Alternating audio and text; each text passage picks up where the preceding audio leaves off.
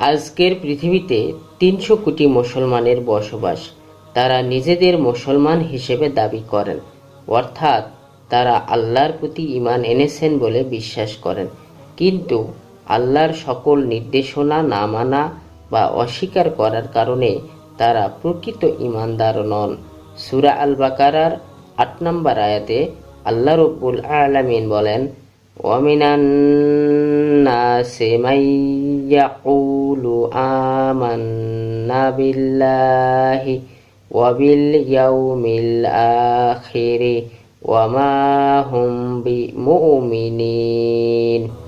অর্থাৎ মানুষের মাঝে কিছু লোক এমনও আছে যারা মুখে বলে আমরা আল্লাহ তাআলা ও পরকালের প্রতি ঈমান এনেছি, কিন্তু এদের কর্মকাণ্ড দেখলে বোঝা যায় এরা মোটেই ঈমানদার নয়।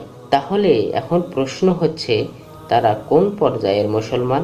কোরআন ও হাদিস থেকে জানা যায়, যারা মুখে ঈমান এনেছি বলে স্বীকার করলেও বাস্তবে কার্যত তারা ঈমানদার নয়, তারা হলেন মুনাফিক।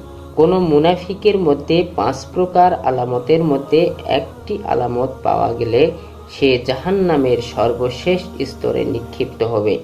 হাদিসে বর্ণিত আছে, আবু হুরায়রা রাদিয়াল্লাহু তাআলা আনহু থেকে বর্ণিত, রাসূল সাল্লাল্লাহু আলাইহি ওয়াসাল্লাম বলেছেন, মুনাফিকের আলামত ৩টি। যখন কথা বলে মিথ্যা বলে, যখন ওয়াদা করে তা ভঙ্গ করে এবং আমানত রাখা হলে তা খেয়ানত করে। অপর বর্ণনায় এসেছে, কেউ ঝগড়া করলে অকথ্য গালি দেয় এবং চুক্তির বিপরীত কাজ করে, এটাও মুনাফিকের লক্ষণ।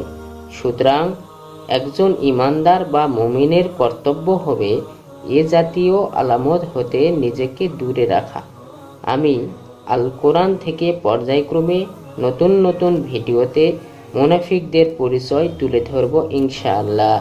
আল্লাহ রাব্বুল আলামিন আমাদের তা মানার ও আমল করার তৌফিক দান করুন, আমিন।